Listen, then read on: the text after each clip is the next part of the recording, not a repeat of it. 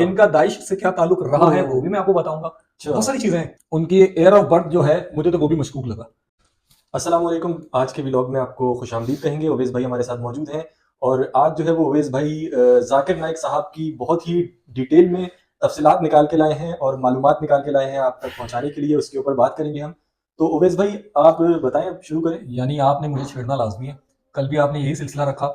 Anyways, doctor Zakir Naik साहब एक मजहबी आलिम दीन है और उनके बहुत ज़्यादा फॉलोवर्स हैं हिंदुस्तान, पाकिस्तान, बरतानिया और बहुत सारे ममालिक में। लेकिन उनकी कुछ ऐसी तकारीर और उनके कुछ ऐसे मामलात रहे हैं जिसकी वजह से वो दुनिया भर में, बिलखुसूस भारत के अंदर जो है वो उनकी रेड लिस्ट में भी शामिल हो गए हैं और उनको कुछ गैर मुनासिब एक्टिविटीज़ के हवाले से भी जाना पहचाना जाता था। और ये सिलसिला ऐसे नहीं है कि सिर्फ वहाँ तक महदूद रहा, बल्कि अगर आपने पिछले 2 स्पीचेस गवर्नर से इनकी सुनी है तो उसमें भी आपको ये बात बहुत ज़्यादा वाज़ेह हो गई थी बिल्कुल कि ऐसे। डॉक्टर जाकिर नाइक के हवाले से जो इस वक्त सबसे ज़्यादा अगर किसी में गम-ओ-गुस्सा पाया जाता है तो वो शिया और सुन्नी मुसलमानों के उनके नज़रियात के मुताबिक वो गुस्सा पाया जाता है, जिसमें उन्होंने तकरीबन 4.5 साल तक रेगुलर कुछ ना कुछ जिसको मैं कहूँगा कि वो गैर मुनासिब गुफ्तगू उन्होंने की यजीद के हवाले से। जी। लेकिन कुछ चीज़ें ऐसी हैं जिसको डिस्कस करना ज़रूरी है, क्योंकि हमारे लोग जो है वो अंधी तकलीद के बहुत ज़्यादा आदी हैं बहुत, और उनको नहीं पता कि वो बस पीछे चलने वाला जो एक सिलसिला होता है वो रहता है।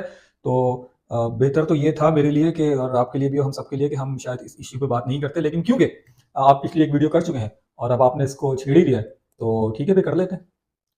चलें शुरू करें। ये बताएं कि आपके पास क्या तफसीलात हैं इनके हवाले से। देखिए, ऐसा करते हैं कि इसको इन्होंने ऐसी शुरू क्या करते हैं। गुफ्तगू की है, ऐसे क्या इसको ऐसे शुरू मुतज़ाद करते हैं। बयानात दिए हैं जिससे जो है वो मैं आपको लोगों सबसे में पहले ये गम-ओ-गुस्सा बताता हूँ पाया कि, जाता है। बल्कि मैं सबको ये बताता हूँ, सबसे पहले हम डॉक्टर जाकिर नाइक का पिछली जिंदगी का बैकग्राउंड देख लेते हैं, ठीक है। डॉक्टर जाकिर नाइक जो है उनकी एयर ऑफ बर्थ जो है मुझे तो वो भी मशकूक लगा, क्योंकि वो है 1965, जिसके शुक्र है मुताबिक कुछ और मशकूक नहीं लग रहा जिसके आपको, मैं तो मुताबिक कहीं और इनकी चला उम्र गया जो था। है वो अभी 60 साल भी नहीं हुई। ठीक? अच्छा। हम तो इनको, मतलब हम माशाल्लाह 30 क्रॉस कर चुके हैं और हम इनको बचपन से देख रहे हैं। अलबत्ता 1965 मुंबई का एक इलाका है डोंगरा, और ये एक छोटी बस्ती है जहाँ लोअर मिडिल क्लास या गरीबों की बस्ती है। डोंगरा में इनकी पैदाइश हुई और ये बड़े हैरान कुन, मैं आपको बात बताता हूँ। आजकल तो ये मलेशिया के अंदर कई 100 करोड़ की प्रॉपर्टी, पूरी दुनिया में इनकी प्रॉपर्टीज है कई 100 करोड़ की। मतलब मैं यही तो बताना चाह रहा हूँ कि कितने मासूम लोग हैं ना हम लोग, कितने मासूम। आजकल ये मलेशिया के अंदर रह रहे हैं और वहां भी इनकी कई प्रॉपर्टीज है मलेशिया में। इसके अलावा बरतानिया में, सऊदीया में, और खैर, इनकी ज़ौजा मोहतरमा जो है उनके बारे में भी बताऊंगा कि वो इस वक्त कौन से इंस्टीट्यूट्स को रन कर रही हैं। अच्छा। इनका दाइश से क्या ताल्लुक रहा है वो भी मैं आपको बताऊंगा। बहुत सारी चीजें हैं। अब छेड़ दिया तो सुनते ये जाइए। तो बड़ी खबरें लेकर आए हो ओवैस भाई आप। डोंगरा मुंबई का जो इलाका है, वहां इनका जो फैमिली बैकग्राउंड रहा वो रहा तिब के शोबे से, जिसको आप हकीम आमतौर पर कह लेते हैं। ओवैस भाई एक मिनट, ये बात अभी हम दोबारा स्टार्ट करेंगे, लेकिन मैं नाजरीन को ये बताता चलूं दाइश के बारे में कि दाइश वो तंजीम थी जिसको जो है वो लबनान में और इराक में और मज़ाहमती कुव्वतों ने ख़त्म किया, और उस तहरीक ने जो है वो बहुत से कई जिन ऐसे मज़ाहमती मुकामात को। कुव्वतों ने दाइश को शिकस्त दी है, वही मज़ाहमती रहनुमा आज फलस्तीन ऑपरेशन अल अक्सा के बाद इसराइल अमरीका के निशाने पर है। बिल्कुल ऐसा ही, और बहुत से मुकद्दस मुकामात की इन्होंने तौहीन की है। जी। हजरत हजर बिन अबी जो सहाबी रसूल थे, उनका हजरत हजर नस्वान बिन किया। अबी, अवैसे करनी, और बिल्कुल। अभी रिसेंटली हजरत यूनुस अलैहिस्सलाम की खबर के साथ। चले चले आगे और लोगों को बढ़ें। नहीं पता। एनीवेज, तो सिलसिला ये रहा कि डोंगरा में इनका जो फैमिली बैकग्राउंड था वो तिब के शोबे से वाबस्ता था। हकीम इनके वालिद, इनके ताया, इनफैक्ट इनके बड़े भाई, ठीक है। और इनका अपना फाइनेंशियल सोर्स ऑफ इनकम वही था। और इनके हालात का अंदाजा आप इस तरह से भी लगा सकते हैं कि इन्होंने बांद्रा में मौजूद एक बहुत छोटे से कॉलेज जिसका नाम है टोपी वाला मेडिकल कॉलेज, उससे इन्होंने अपनी तालीम मुकम्मल की। और उसके बाद ये सिलसिला आगे बढ़ा और 1990 की रिहाई शुरू हो गई। 1991 में इन्होंने पहली दफा एक मजहबी स्कॉलर के तौर पे अपने आप को मुतारिफ करवाया और स्पीचेस देना शुरू की और तकारीर करना शुरू की। और इनकी तकारीर जो इब्तिदाई मराहिल में थी वो कुरान की कुछ सूरतों की तफसीर के हवाले से होती थी। ये सिलसिला शुरू हुआ और ये सिलसिला शुरू होने के बाद फिर रुका नहीं, बल्कि इन्होंने एक टीवी चैनल की तरफ अपना कदम बढ़ाया, जो सबके लिए, बल्कि किसी भी मिडिल क्लास के लिए बहुत हैरान कुन बात हो सकती है कि एक ऐसा शख्स जिसने 91 के अंदर जो है वो सिर्फ मजहबी स्कॉलर के तौर पे अपनी शनाख्त बनाई हो, वो अचानक एक टीवी चैनल की जानब जाता है। और उस टीवी चैनल को बहुत से लोग जानते हैं पीस टीवी के नाम से। वो भारत के अंदर कई अशरों तक जो है वो लाइव टेलीकास्ट करता रहा। उसका बजट क्या था और क्या सारी चीजें थी। उसके बाद भारतीय जो कानून है उसके मुताबिक उनको कुछ इतलात ऐसी मौसूल हुई थी, जिसमें पहला इनके ऊपर जो एक चार्ज लगा करप्शन का, वो था 15 से 16 करोड़ जो शायद इनके पास मुंतकिल हुए थे बरतानिया और सऊदी अरब से। अच्छा। इसमें उनकी इन्वेस्टिगेशन कहाँ तक पहुंची थी, ये सब मामला तो भारतीय कानून के मुताबिक था। लेकिन इस इन्वेस्टिगेशन के फौरन बाद इन्होंने जो है क्योंकि इनकी शादी हो चुकी थी, इन्होंने अपनी जो ज़ौजा हैं उनके साथ मिलके एक यूथ की फलाह के लिए, जिसको हम कह सकते हैं ना, एक ऑर्गेनाइजेशन कह सकते हैं या एक एनजीओ कह सकते हैं, वही उस ब्लैक एनजीओ को का, व्हाइट करने का तरीका अब ये वही तो बात है। खैर वो एक एनजीओ का कयाम हुआ और उसके बाद जो है वो एनजीओ जो है मुंबई से निकल के उसकी इंडिया के मुख्तलिफ शहरों में उसकी ऑफिस बन गए और उसके बाद जो है वो एक डोनेशन का सिलसिला, आखिरी डोनेशन जो है वो इनकी 165 करोड़ के हवाले से भी, और जब इसकी इन्वेस्टिगेशन शुरू हुई थी तो इनको जो है वो हिंदुस्तान छोड़ना पड़ा और फिर ये चले गए मलेशिया। रिसेंटली मलेशिया के वजीर आजम ने जब भारत का विजिट किया तो वहां भारत आने से पहले मलेशिया के अंदर ही इंडियन सहाफियों ने उस वजीर आजम से, जो मलेशिया का वजीर, उससे सवाल किया था कि जाकिर नाइक की हवालगी का अगर इंडिया आपसे मुतालबा करता है तो क्या आप जाकिर नाइक को इंडिया के हवाले करेंगे। तो उन्होंने कहा कि फिलहाल मलेशिया में उनकी ऐसी कोई एक्टिविटीज है ही नहीं जिसपे उनको कोई ऐसा मामला दिया जाए। अच्छा, फिर एक चार्ज उनके ऊपर लगता है दाइश वाला, ये भी मैं फौरन बता देता हूँ क्योंकि चीजें बहुत सारी भी मैं आपको बताऊँ। अब वो मामला ये हुआ था कि केरला एक इंडिया का इलाका है, सही। केरला से पता नहीं मुझे ये बात करनी चाहिए या नहीं करनी चाहिए, बोले बोले बोले। केरला से 21 या 22 अफराद जो थे वो हिंदू कम्युनिटी के, उन्होंने इस्लाम कबूल किया था और मुबैना तौर पे वो उसके बाद से लापता थे। अच्छा। और बाद में इंकशाफ, मतलब मुबैना तौर पे मैं ये हुआ कि वो अफराद जो हैं वो कहीं ना कहीं जो है वो कहीं ना कहीं क्या सीरिया में, शाम में दाइश की एक्टिविटीज में मुलविस पाया गया और ये वाला एक बड़ा, तो लाजिम बात है कि फिर वो ये मामला तो भी निकल गया था हाथ से, मुमकिन तौर पे एग्जाम भी हो सकता है, लेकिन ये हुआ, वो लोगों को आज तक नहीं पता चल सका कि वो कहाँ गए इसके बाद। अच्छा, इसके अलावा पूछें क्या बता अच्छा, सकता ये हूँ? बताएं कि पाकिस्तान में अभी तक ये मौजूद हैं और आपको पता है कि जी जब आपने करप्शन की इनकी बात की तो मेरे जी जहन जी, में वही पाकिस्तान में इनकी मौजूदगी के मैं आपको जरा, मैं 650 आपको किलो का जो सामान था बहुत वो छोटी वाली बात बात रह मेरे गई है दिमाग में आ पीआईए गई। की, वो वाला जो मामला है ना कि 650 किलो सामान में इन्होंने जो है वो पैसे भरने से इनकार कर दिया, बहुत छोटी बात रह गई है। अब हुसैन हक्कानी साहब को जानते हैं आप? हाँ बिल्कुल, कौन नहीं जानता। ओके, अमेरिका में पाकिस्तान के सफीर थे हम्म। 2018 से, और शायद नहीं 2008 से 2011-12 तक, ऐसे ही ना बिल्कुल सर? बिल्कुल। अभी आज जब भी इनका वो बहुत से अमेरिका में काम कर रहे हैं इस देखिए तरह के। 2016 से बांग्लादेश की, बांग्लादेश के अंदर इनके चैनल पे भी पाबंदी है, इनकी तकारीर पे भी पाबंदी है, इनके दाखिले पर भी पाबंदी है। बांग्लादेश में बांग्लादेश एक मुस्लिम मुल्क है सफदर। सही बात। 2016 में बांग्लादेश ने डॉक्टर जाकिर नाइक को एक मतलब गैर जरूरी तौर पे मतलब मैं क्या लफ्ज इस्तेमाल करूं, मुझे लफ्ज नहीं मिल रहा इस वक्त, उनका दाखिला और उनके टीवी चैनल की ब्रॉडकास्टिंग और उनके यूट्यूब चैनल को सबको बांग्लादेश में बंद किया हुआ 2016 से। लेकिन यूट्यूब की कमाई तो हराम करार दी थी ना भाई उन्होंने। अगर उन्होंने यूट्यूब की कमाई हराम करार दी थी तो इस वक्त पाकिस्तान में उनके सबसे बड़े हिमायती का नाम बताइए जरा। मुफ्ती तारिक मसूद साहब, बिल्कुल जिनके ऊपर अभी बिल्कुल हाल ही में तौहीन का फतवा लगा है, बिल्कुल, और यहाँ साथ ही गरीब बैठे के ऊपर थे। तौहीन का फतवा लगता है तो उसको मार दिया जाता है, और अमीर के ऊपर तौहीन का फतवा लगता है तो फिर यही रास्ते, तो बात है। अगर यूट्यूब की कमाई हराम है तो सबसे पहले तो तारिक मसूद, मुफ्ती तारिक मसूद को चाहिए कि वो जाकिर नाइक के बहुत ज्यादा करीबी क्लोज फ्रेंड है, वो अपनी सारी कमाई उठाए वहीं जहां रहते हैं उसके पीछे सुरजानी टाउन के नाले में जाके देख लें। तो मैं और सही क्या बात बोलूं। है, सही बात है। अच्छा, मैं क्या बात कर रहा था, हुसैन हक्कानी की।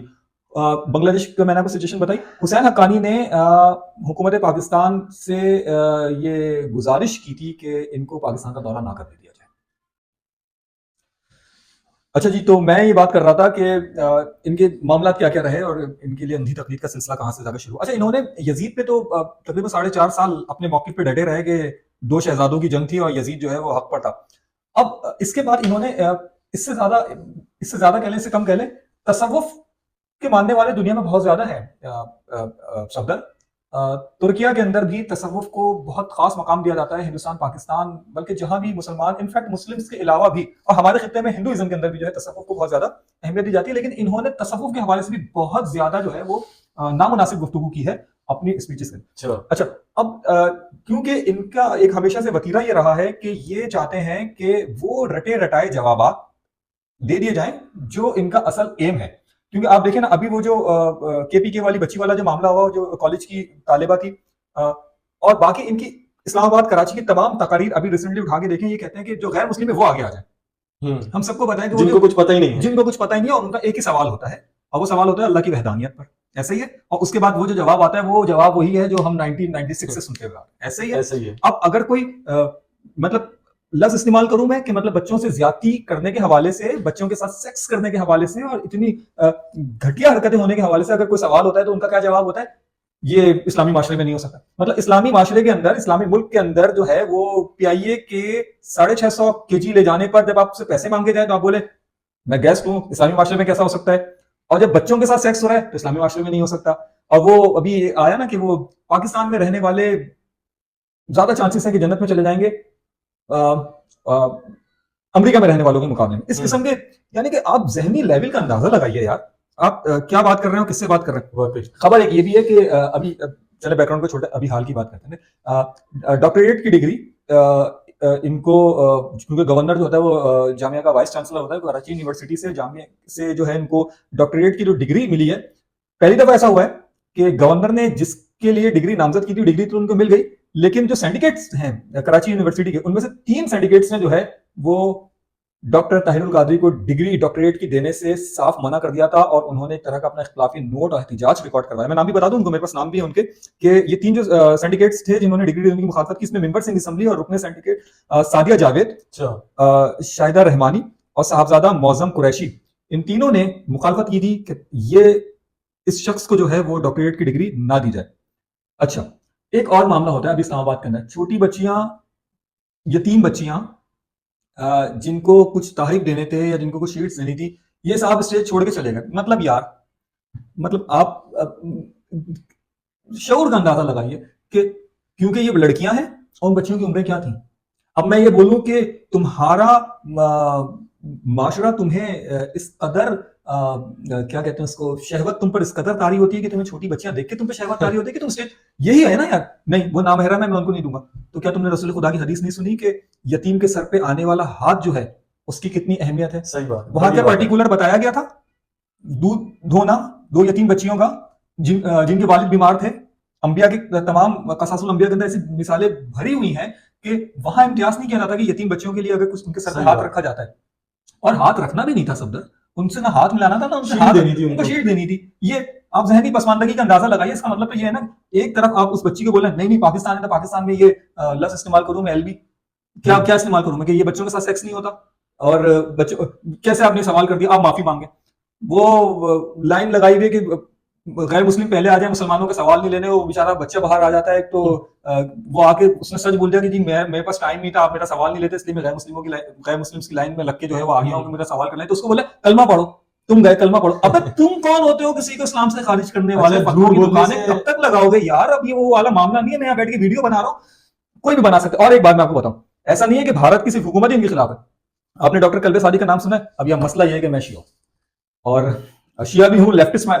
अब फिर वही बात आ जाएगी, लेकिन खैर चले, खबर आ गई तो सुन ले। डॉक्टर कल्बे सादिक का आपने नाम सुना है? बस मसला ये है ना कि आप सच बात भी करते हैं तो फिर वो एक मजहब के अटैचमेंट वाला टैग आता है। लेकिन यार बातें सही है मेरी, सदर गलत तो नहीं है ना? नहीं नहीं बिल्कुल। तो अभी शिया सुन्नी की है ना, उतार के इसको देखिए।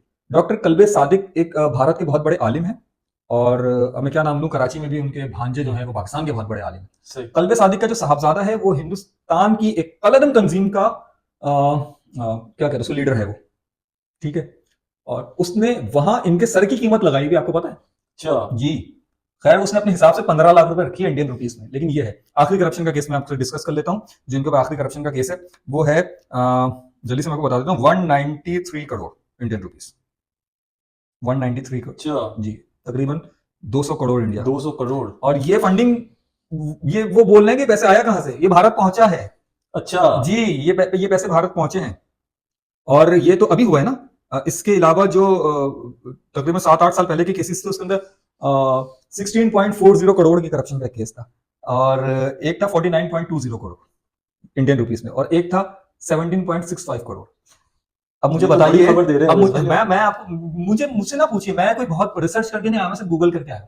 आप भी कीजिए, आप भी कीजिए, लिखिए corruption charges on Zakir Naik, लिखिए आपको पता चलेगा। हिस्ट्री ऑफ जाकिर नाइक लिखिए, आपको पता चलेगा।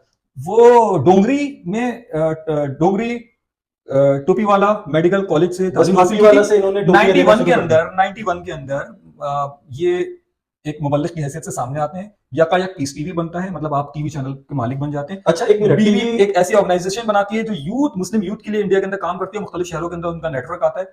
फिर पहले करप्शन का केस आता है, 16 करोड़ अचानक अकाउंट में आते हैं जो बरतानिया सऊदी अरब से मुंतकिल हुए। फिर 49.6 कितना था, 17.65 करोड़, 49.20 करोड़, 16.40 करोड़, ये सारे वो केसेस थे। उसके बाद इन दी एंड आखिरी केस कितना आता है, 193 करोड़ इंडियन रुपीस, जिसको पाकिस्तान में अगर आप करें तो तकरीबन 450 करोड़, 450 करोड़। और जब ये वाला मामला आता है ना 450 करोड़ का, तो वो चले जाते हैं मलेशिया।